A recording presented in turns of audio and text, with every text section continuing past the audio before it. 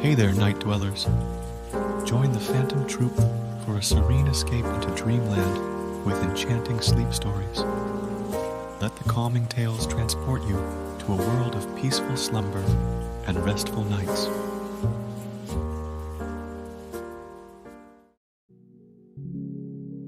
Hey there, I'm Isabella, your sweet storyteller. It warms my heart to have you here with me. Tonight, we're set for an adventure into the world of mystery and suspense. Get ready to be hooked by a story that unfolds in the shadows of the unknown, where every page brings us closer to an unsolved enigma.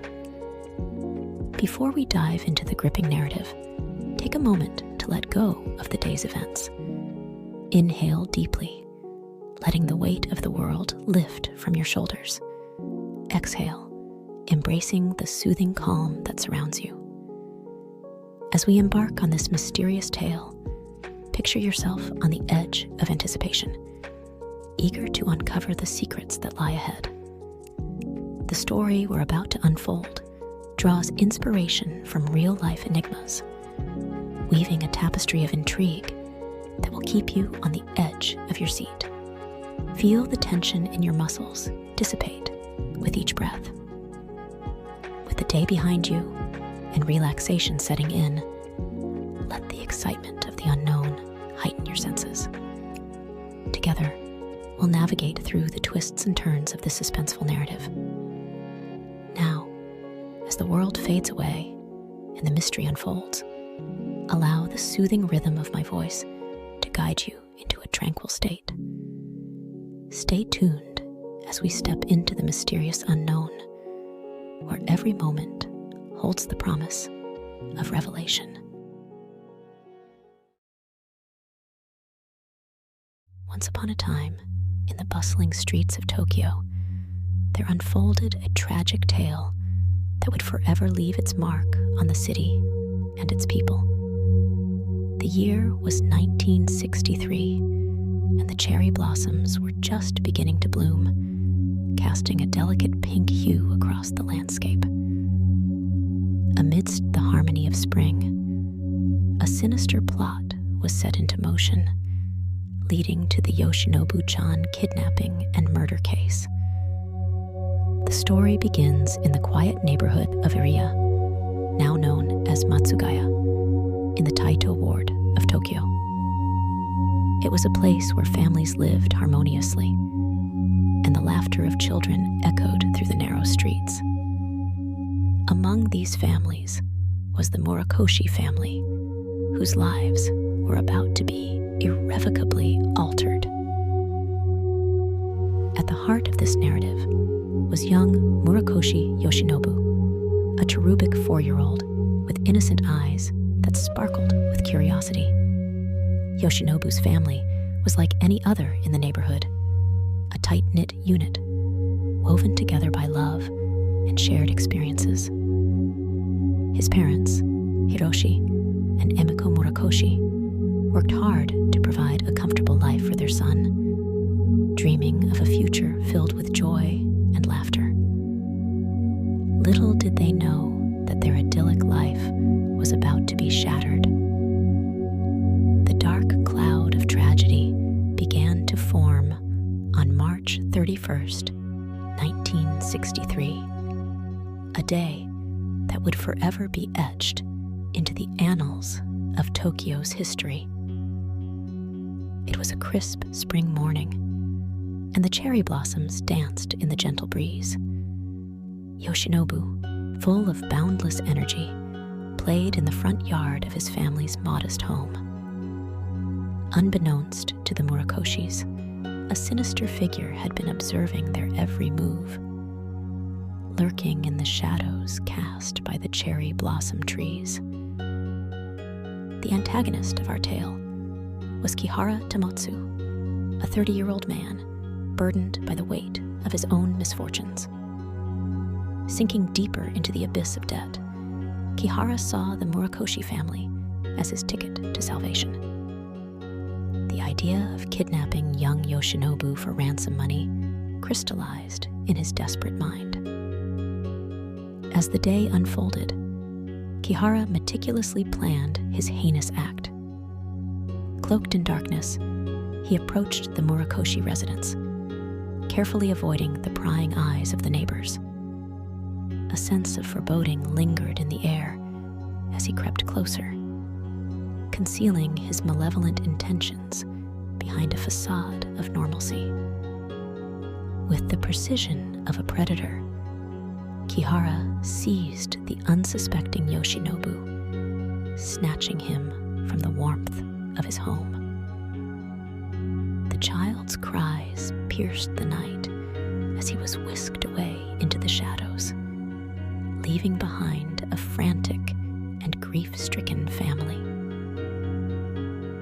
News of Yoshinobu's disappearance spread like wildfire through the community. Panic and sorrow gripped the hearts of those who knew the Murakoshis, and the once vibrant neighborhood was now shrouded in a pall of fear.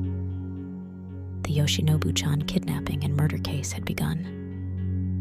In the aftermath of the abduction, the Murakoshi family received a chilling ransom demand.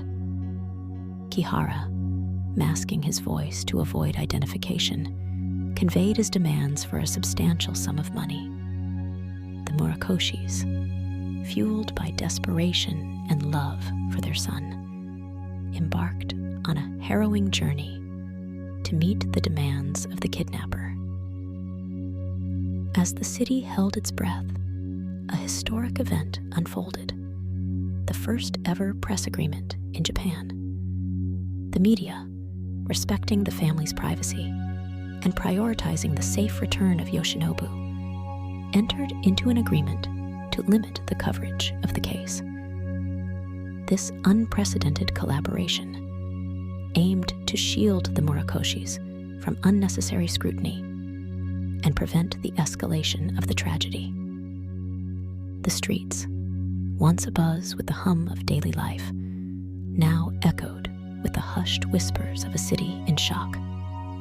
The cherry blossoms, once a symbol of renewal and hope, bore witness to the anguish that gripped the hearts of the Murakoshi family and the entire community.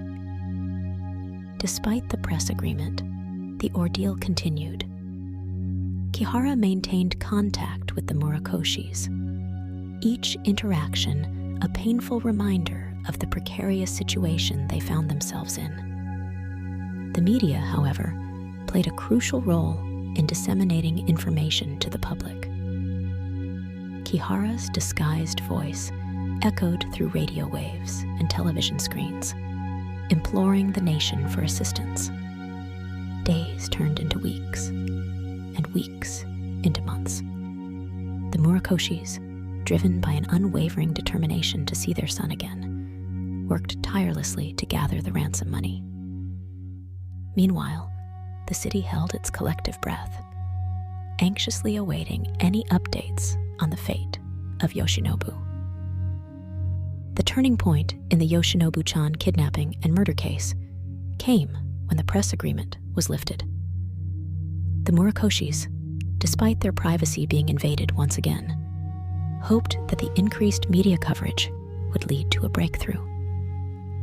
In a bold move, the authorities, working in tandem with the media, decided to unveil the true voice of the kidnapper. The nation listened intently as Kihara's unaltered voice echoed through television and radio broadcasts. It was a haunting sound, revealing the cold and calculating mind behind the crime. The media implored citizens to come forward with any information that could aid in the capture of the perpetrator. The tactic worked, as tips and leads flooded in from concerned citizens across the country. The Yoshinobu-chan kidnapping and murder case had become a focal point of national attention, sparking a collective desire for justice. The people, united in their grief and determination, became an unwitting force against the darkness that had befallen the Murakoshi family. In the shadows, Kihara felt the net tightening around him. The once faceless villain was now exposed to the scrutiny of a nation demanding justice for Yoshinobu.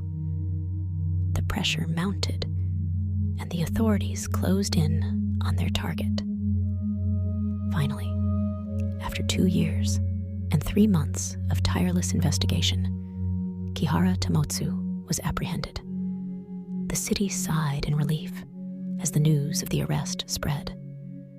The Murakoshis, who had endured unimaginable pain, were now faced with the prospect of closure. The trial that followed was a somber affair, marked by the weight of the crimes committed. Kihara, stripped of the anonymity that had shrouded him for so long, faced the consequences of his actions. The court, in a rare and solemn decision, sentenced him to death. The Yoshinobu-chan kidnapping and murder case, while tragic, had profound implications for Japanese society. The ordeal led to a heightened awareness of the impact of media coverage on the victims of such heinous crimes. The press agreement, born out of the Murakoshi family's suffering, became a precedent for handling similar cases in the future, balancing the public's right to know with the need to protect the privacy of victims. As the cherry blossoms bloomed once again, their petals whispered tales of resilience and unity.